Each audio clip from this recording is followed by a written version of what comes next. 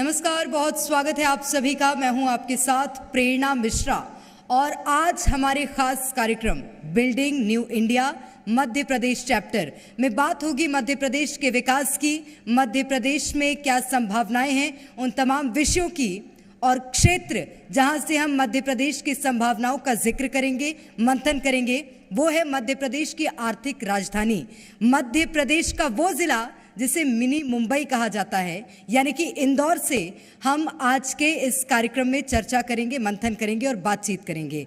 बातचीत का क्रम प्रारंभ करूं उससे पहले मैं मंच पर आमंत्रित करना चाहूंगी मेरे सहयोगी दिव्यांश शर्मा को। दिव्यांश, कृपया आप मंच पर आएं।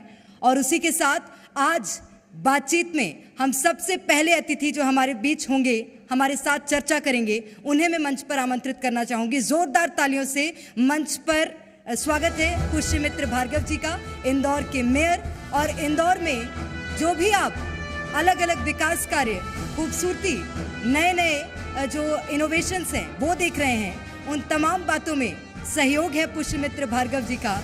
और एक युवा नेता के तौर पर, उभरते नेता के तौर पर इंदौर को अपना योगदान दे रहे हैं पुष्यमित्र भार्गव जी। बहुत स्वागत है आपका सर, आप कृपया मंच पर पधारें। तो आज हम चर्चा करेंगे कि इंदौर के साथ साथ मध्य प्रदेश के अन्य जिलों में क्या संभावनाएं हैं, और उसी के लिए मैं चाहूंगी दिव्यांश मेरे सहयोगी इस चर्चा की शुरुआत करें। Over to you Divyansh.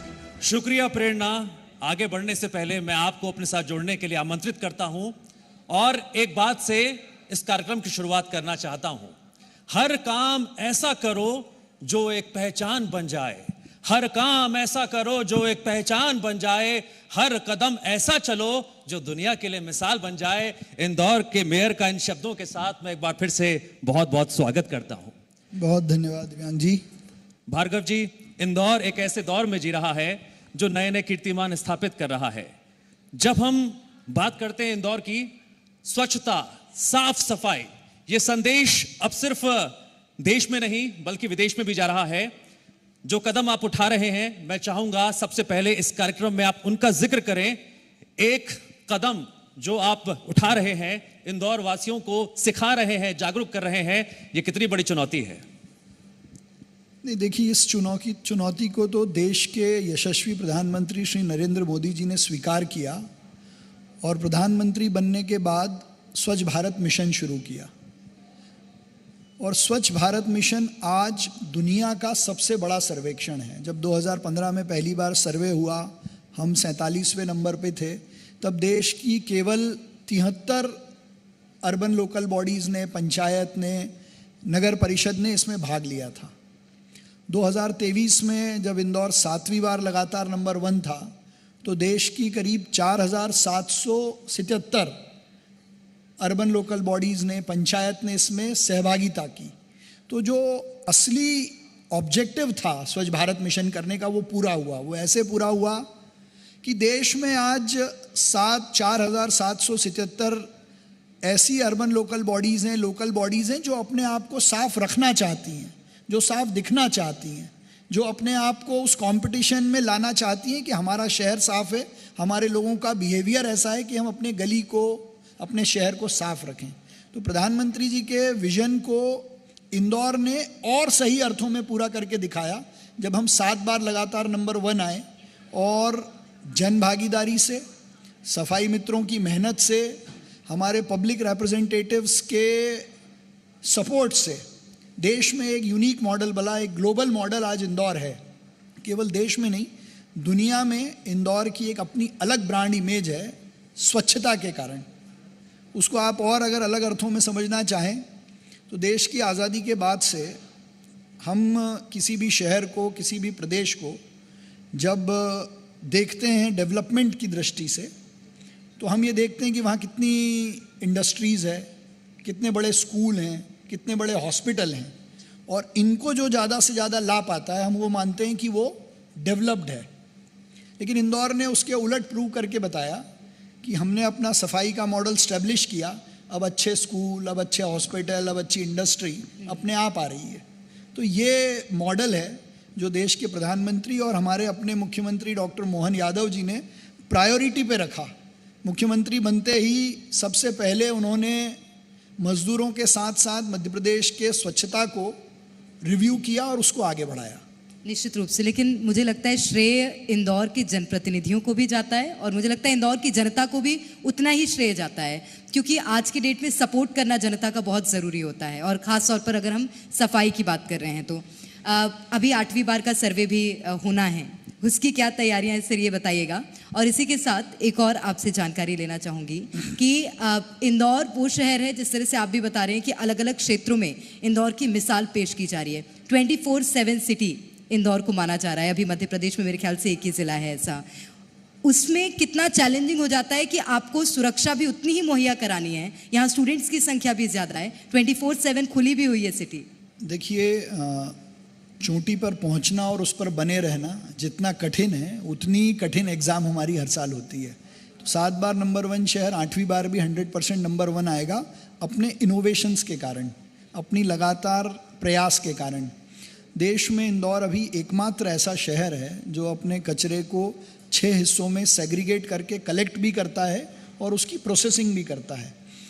जैसे गीले कचरे से हम बायो सीएनजी बना रहे हैं, सूखे कचरे से हम रेवेन्यू गेन कर रहे हैं, सीएनडी वेस्ट का मैनेजमेंट होता है। आज हमारे मुख्यमंत्री जी के विजन से ग्रीन वेस्ट के मैनेजमेंट की शुरुआत भी इंदौर करने वाला है, जिससे हम कोल ब्लॉक्स बनाएंगे, उनको बेचेंगे। तो ये इनोवेशन है जो देश भर में हमको अलग करता है। 500 टीपीडी का जो हमारा गीले कचरे का प्लांट है उसको हम 800 में कन्वर्ट कर रहे हैं। 24 घंटे यहाँ सफाई होती है। तो इसमें सबसे ज़्यादा सहयोगी जनता का है। हमारा बिहेवियर चेंज जो हुआ है उसमें सबकी अपनी भूमिका है, मीडिया की भी बहुत बड़ी भूमिका है, सबसे ज़्यादा भूमिका स्कूल के बच्चों की है जो अपने मम्मी पापा को रोज़ टोक देते हैं। तो बाहर से जो लोग इंदौर आते हैं वो इंदौर में तो कचरा नहीं फेंकते हैं, लेकिन हो सकता है अपनी जगह जाकर फेंकते हों, ऐसा लोग कहते हैं। तो हम भी बाहर के लोगों को टोकते हैं, बाहर के लोग भी आजकल इंदौर में कुछ लोगों को टोक देते हैं। तो ये एक चेंज है। लेकिन आप जो बात कह रही थी कि इंदौर अब टेक ऑफ के मोड पे है, एजुकेशन का सेंट्रल इंडिया का सबसे बड़ा हब है। हमारे पास आईआईटी आईएम दोनों हैं, बड़े इंजीनियरिंग कॉलेजेस हैं, मेडिकल कॉलेज हैं, स्टूडेंट्स का हब है। इसलिए अब हम देश का वो पहला शहर भी हैं जिसने जनभागीदारी के मॉडल पर सीसीटीवी सर्वेलेंस पॉलिसी बनाई है और पूरे शहर को हम महिला सुरक्षा की दृष्टि से, सुरक्षा की दृष्टि से कैमरे की हद में लाने वाले हैं, जिसका सर्वेलेंस और जिसकी मॉनिटरिंग जनता खुद करेगी और खुद कैमरे लगाएगी। तो ऐसे इनोवेशन करने वाला भी शहर है जिसको हमारे मुख्यमंत्री जी ने एक सिंगल स्ट्रोक पे अप्रूव किया। तो ये उनकी जो डिसीजन मेकिंग पावर है उसको भी दर्शाता है। तो 1 साल के बारे में चूँकि आप बात करने वाले हैं तो मैं आपको बताऊं कि मुख्यमंत्री जी का ये 1 साल इंदौर को अलग लेवल पे ले जाने में बहुत निर्णायक है। चाहे हुकुमचंद मील के मजदूरों को पैसा देने का निर्णय हो, सीसीटीवी सर्वेलेंस पॉलिसी लागू करने का हो, या एक साथ इंदौर में 20-22 पुल के काम शुरू करने की बात हो, या इंदौर को छोड़कर कई लोग मुझसे कहते हैं कि पूरे मध्य प्रदेश में रीजनल कॉन्क्लेव हो रही है, अब इंदौर में नहीं हो रही है। ग्लोबल इन्वेस्टर समिट अब इंदौर में नहीं हो रही है, बाकी सब जगह हो रही है। मैं उनको ये कहना चाहता हूँ, ये एक ऐसी अप्रोच है, एक होलिस्टिक अप्रोच है हमारे मुख्यमंत्री जी के विजन की, जो रीजन वाइज मध्य प्रदेश को डेवलप करेगी। और जब रीजनल पावर्स डेवलप होंगे, रीजनल लेवल पर इंडस्ट्री आएगी, उसका फ़ायदा अपने आप इंदौर को एक नए कार्गो हब के रूप में मिलेगा। तो ये मुझे लगता है कि बहुत अच्छा निर्णय है कि रीजन्स पे हमारी इंडस्ट्रियल कॉन्क्लेव्स हो रही हैं। आपके नाम में मित्र है और आप जनता के मित्र बनकर लगातार काम कर रहे हैं। लेकिन वो कहते हैं ना कि बेहतर से बेहतर तलाश करो, नदी मिल जाए समुंदर की तलाश करो। स्मार्ट सिटी कॉन्सेप्ट का जब हम जिक्र करते हैं, इंदौर की तरफ नजर दौड़ाते हैं चारों तरफ, तो एक समस्या नजर आती है परिवहन व्यवस्था की। इस परिवहन व्यवस्था को बेहतर करने के लिए भी कुछ दिन पहले आपने बैठक भी की थी, फैसले भी लिए थे। कितना वक्त और लग सकता है कि स्मार्ट सिटी के तौर पर इंदौर को देखने के लिहाज से, परिवहन व्यवस्था को और दुरुस्त करने के लिहाज से इंदौर वासी इसका बेसब्री से इंतजार कर रहे हैं? देखिए, हर शहर की अपनी चुनौतियां होती हैं। उसमें भी मैं आपके जवाब में मुख्यमंत्री जी की निर्णयकारी की जो क्षमता है ना, उसका एग्जाम्पल देकर बात करूंगा। BRTS इंदौर का हटेगा, ये घोषणा माननीय मुख्यमंत्री जी ने की। ये बड़ा डिसीजन है, वो हमारी इस समस्या को बहुत हद तक हल करने में सहायक होगा। लेकिन हर शहर की अपनी चुनौतियां हैं। देश का सबसे साफ शहर, देश का सबसे स्मार्ट शहर, देश का ऐसा शहर जिसने अपनी क्लीन एयर इनिशिएटिव्स में देश में नंबर 1 नाम कमाया हो। वाटर कंजर्वेशन में हम नंबर 1 पे हैं, पूरा इंदौर ज़िला। लेकिन अपनी अपनी चुनौती है ट्रैफिक की। उसके कारण बहुत सारे हैं। जो जनसंख्या का दबाव इंदौर में 2030 में होना था वो आज है। जितनी जनसंख्या है उतनी गाड़ियां हैं, सड़कें उतनी हैं, लेकिन हम चुनौतियों से घबरा नहीं रही हैं। जब मैंने इलेक्शन कैंपेन किया तो ट्रैफिक नगर निगम का विषय नहीं है, ट्रैफिक पुलिस का विषय है, शहर का विषय है। तो हमने कहा कि हम इंदौर को ट्रैफिक में नंबर 1 बनाएंगे। उसको एज ए चैलेंज लिया। 5 साल में हो सकता है कि हम 100% सक्सेस पे ना जा पाएँ, लेकिन जब हम उसकी तरफ बढ़ेंगे तो 20%, 30%, 40% सफलता मिलेगी। लेकिन उस चुनौती को स्वीकार करके और उस पर लगातार बात करने से, चाहे जिला प्रशासन हो, नगर निगम हो, ट्रैफिक पुलिस हो या बाकी जितने डिपार्टमेंट्स हैं, उन सब के लिए टॉप प्रायोरिटी ट्रैफिक है। माननीय मुख्यमंत्री जी पिछली मीटिंग में बोल के गए, अगली मीटिंग इंदौर के ट्रैफिक पे होगी। और केवल बात नहीं की हमने इन 1.5 सालों में इंदौर में छोटे बड़े 22 पुलों का निर्माण शुरू कर दिया है। करेंगे नहीं, निर्माण शुरू कर दिया है। 4 ब्रिजेस का एक साथ माननीय मुख्यमंत्री जी ने उद्घाटन कर दिया है 1.5 साल में।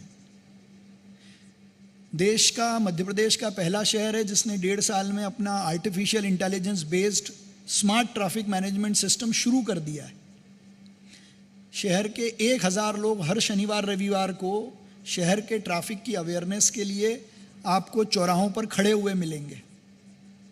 ट्रैफिक इंजीनियरिंग की दृष्टि से शहर के लोग हर 15 दिन में बैठते हैं, छोटे छोटे चौराहों पर होने वाले सुझावों को देते हैं, हम उनको इम्प्लीमेंट करते हैं। तो ट्रैफिक इंजीनियरिंग हो गया, अवेयरनेस हो गया, इंफ्रास्ट्रक्चर हो गया।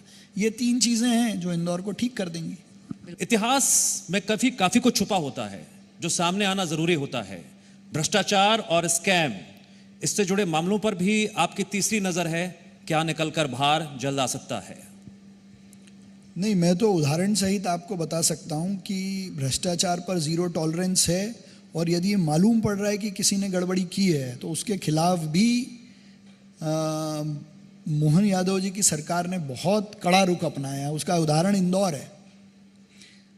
जैसे ही उनको मालूम पड़ा कि लंबे समय से ड्रेनेज डिपार्टमेंट में कुछ गड़बड़ी थी, तो बिना संकोच के उन्होंने उन सब लोगों के खिलाफ FIR कराई। वो सब अभी भी जेल के पीछे हैं। तो ये भ्रष्टाचार को रोकने का तरीका भी है कि दोषियों के खिलाफ कार्रवाई हो। सर, एक और सवाल है मेरा। इंदौर हम सभी जानते हैं स्वच्छता में तो नंबर 1 है ही।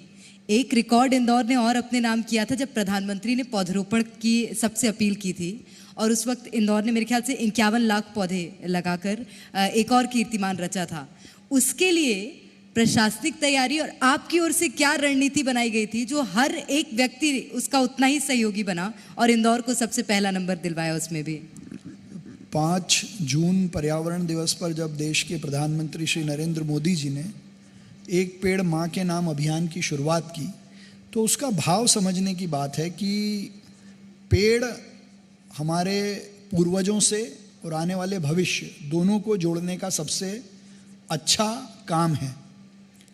इंदौर ने माननीय मुख्यमंत्री डॉक्टर मोहन यादव जी के नेतृत्व में पूरे मध्य प्रदेश में करीब 5 करोड़ से ज़्यादा पेड़ लगाने का लक्ष्य लिया। उसमें अकेले इंदौर ने 51 लाख पौधों का लक्ष्य लिया। उसमें सभी विभाग, सबसे पहले सामाजिक संस्थाएं, हमारा नगर निगम, कलेक्ट्रेट, IDA, फॉरेस्ट डिपार्टमेंट, जिला पंचायत, सब ने मिलकर अपने अपने एरिया में अलग लक्ष्य लिया। इंदौर नगर निगम ने अकेले वर्ल्ड रिकॉर्ड बनाने की दृष्टि से एक दिन में 12,40,000 पौधे एक स्थान पर लगाने का संकल्प भी लिया। और शहर की 150 से ज़्यादा सामाजिक संस्थाओं ने, समाज ने अपने नाम के छोटे छोटे उपवन वहाँ बनाए। तो ये पब्लिक पार्टिसिपेशन का, इंदौर की जनभागीदारी का और बड़ा उदाहरण है जिसने ये करके दिखाया। और पेड़ केवल लगाए ही नहीं, उनको हम सहेज भी रहे हैं। आप अगर समय मिले तो ज़रूर एक बार हमारे उस रेवती रेंज के पहाड़ पर देख के आइए कि कितनी खूबसूरती से वो सारे पेड़ अभी भी लगे हुए हैं। यहाँ का मैनेजमेंट ऐसा क्या मंत्र दे रहा है जनता को जो जनता का इतना सहयोग मिल रहा है? नहीं, हमारी जनता बहुत जागरूक है। जनता में अपने शहर को लेकर एक अलग प्यार है। और शहर के लिए जब बात आती है तो सब काम छोड़ के वो सबसे आगे आके खड़े हो जाते हैं, और उसमें जनप्रतिनिधि भी सही की तरफ खड़े रहते हैं। जनता की सहभागिता की आप तारीफ कर रहे हैं और तारीफ बनती भी है। मैं आपको कुछ तारीखों पहले ले जा रहा हूं। मई 31, 2024 आपने 3 आदर्श सड़कों के निर्माण के लिए वक्त मुकर्रर किया था। कुछ याद आ रहा होगा आपको। ये संदेश भी मैं चाहता हूं कि इंदौर वासियों तक पहुंचे कि जब वक्त मुकर्रर होता है तो तय समय में काम करवाना और करना कितना चुनौतीपूर्ण होता है, कितना चैलेंजिंग होता है, और रिजल्ट ओरिएंटेड आपका सिस्टम कितना इंदौर वासियों के लिए बन पा रहा है। देखिए, जनप्रतिनिधि के नाते हमारी ये सबसे बड़ी जिम्मेदारी है कि हम जनता को आंसरेबल हैं। हमारे पास समय लिमिटेड है 5 साल का, उसमें हमको कई सारे काम करना है। नगर निगम में कुल मिला के 42 डिपार्टमेंट है, अपने आप में एक नगर सरकार है। तो टाइम लिमिट फिक्स करके कॉन्ट्रैक्टर्स का लोगों की प्रति उनकी जो रिस्पॉन्सिबिलिटी अकाउंटेबिलिटी है उसका भाव लोगों के बीच में जाए। अब 3 में से हम 2 सड़क ही समय पर बना पाए। मैं उसमें कोई क्रेडिट लेना नहीं चाहता हूं कि हमने घोषित किया और हमने बना दी, पर जब आप काम शुरू करते हैं तो कई तरह के चैलेंजेस भी आते हैं, उसमें जगह लेना, उसको बनाना। लेकिन हम 2 सड़कें बना पाई, ये हमारी उपलब्धि। जैसे उदाहरण के लिए मैं आपको बताऊं कि मुख्यमंत्री मोहन यादव जी के सपोर्ट से हम पिछले 2 सालों में रिकॉर्ड 900 किलोमीटर पानी की लाइन डाल चुके हैं, 650 किलोमीटर ड्रेनेज की लाइन डाल चुके हैं, 2050 के इंदौर की प्लानिंग आज कर चुके हैं। ट्रैफिक की दृष्टि से हमने क्या किया वो आपको बताया, 22 पुल बन रहे हैं। आज डॉक्टर मोहन यादव, आज का दिन इंदौर के इतिहास का बहुत बड़ा दिन है, जब वो इंदौर के इतिहास में पहली बार एक साथ 23 मास्टर प्लान की सड़कों का डिपॉजिट वर्क में भूमि पूजन करने वाले हैं। तो 23 मास्टर प्लान की सड़कें करीब 500 करोड़ की लागत से बनना शुरू होने वाली हैं। और बड़ा यूनिक मॉडल लिया है कि हर 10वें दिन कॉन्ट्रैक्टर का पेमेंट होगा। 550 करोड़ की लागत से STP प्लांट्स का काम आज शुरू होने वाला है। 2050 में इंदौर को पानी मिलता रहे, इसलिए डॉक्टर मोहन यादव जी ने नर्मदा जी का 4था चरण स्वीकृत किया। मतलब मैं कह रहा हूँ इंदौर वासियों के लिए इससे बड़ी कोई बात नहीं हो सकती। हम बहुत टंकियाँ बना लें, बहुत पानी की लाइन डाल लें, पर अगर हमारे पास पानी ही नहीं है तो उसका क्या करेंगे। तो 2045-50 तक हमको पानी मिले, उसके लिए पंपिंग, उसका ऑग्यूमेंटेशन, उसका पंपिंग स्टेशन का काम आने वाले 3 सालों में होगा।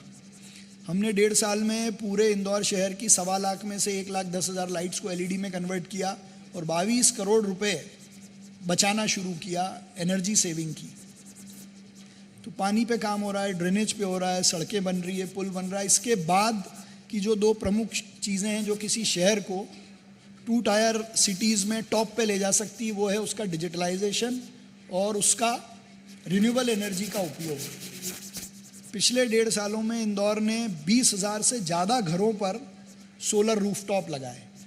60 मेगावाट के प्लांट का काम जलूद में चल रहा है। डिजिटलाइजेशन में इंदौर पहला शहर है जो अपने 1 करोड़ डॉक्यूमेंट्स को AI बेस्ड डिजिटलाइज कर रहा है, जिसका काम भी आज से शुरू होने वाला है। हमारी वर्कशॉप डिजिटलाइज हो रही है। नगर निगम का पोर्टल 1 अप्रैल 2025 से शुरू होगा, जो हमारा खुद का पोर्टल होगा। तो डिजिटलाइजेशन की तरफ भी बहुत तेज़ी से हम बढ़ रहे हैं। मध्य प्रदेश का पहला शहर होगा जो अपने एक ड्रेनेज चैम्बर को जियो टैग कर रहा है। तो अब तो IT हब भी बनने जा रहा है इंदौर। इंदौर तो वैसे ही है, वैसे भी हाँ, मध्य प्रदेश में खैर IT हब है। मुझे नहीं लगता देश की कोई बड़ी IT कंपनी अब इंदौर से दूर है। आपने देश की बात की है तो आजकल देश में एक और मुद्दा छाया हुआ है, हिंदुत्व का। जब हम हिंदुत्व का जिक्र करते हैं, जिक्र संस्कारों का भी होता है, सनातन का भी होता है, भविष्य में बच्चों के बीच क्या सोच जा रही है, जिक्र उसका भी होता है। इस मुद्दे पर आपका क्या कहना है? देखिए, इट्स वेरी क्लियर।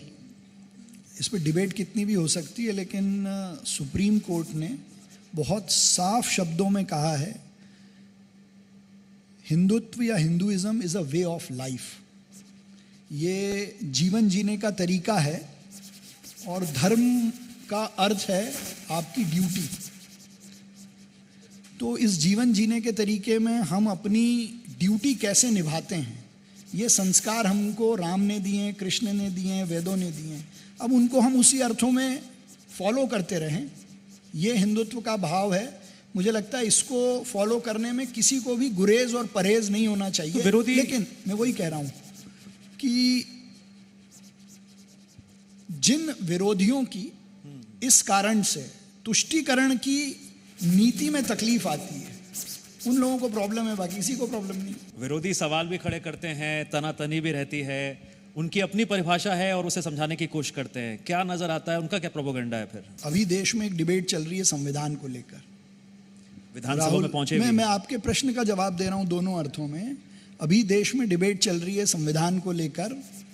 मुझे ऐसा लगता है कि राहुल गांधी और प्रियंका गांधी दोनों को संविधान से ज़्यादा अपने परिधान की चिंता है। ब्लू टी शर्ट पहनने से या पैलेस्टाइन वाला बैग लेकर चलने से संविधान की रक्षा नहीं होगी।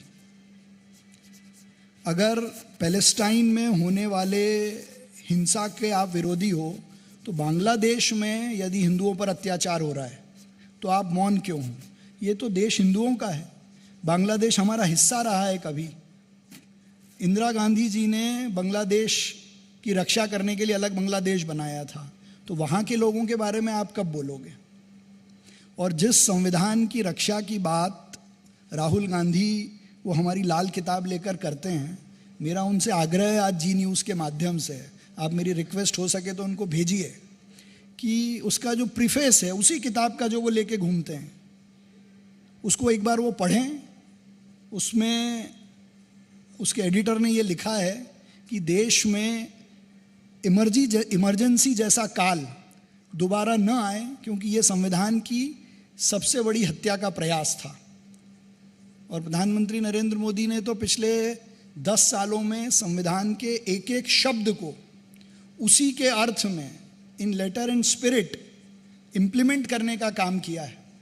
डॉक्टर भीमराव अंबेडकर के जन्म का स्थान हो, उनके देवासन का स्थान हो, इसको स्थापित करने का, इसको सही अर्थों में लोगों तक ले जाने का काम यदि किसी ने किया तो वो अटल बिहारी वाजपेयी जी ने और नरेंद्र मोदी जी ने किया।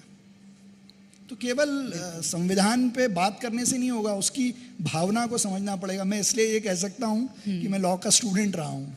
बिल्कुल, और सबके मुझे लगता है कि विपक्ष के अपने इसमें तथ्य हैं। बहुत शुक्रिया सर आपका हमारे साथ इस चर्चा में जुड़ने के लिए।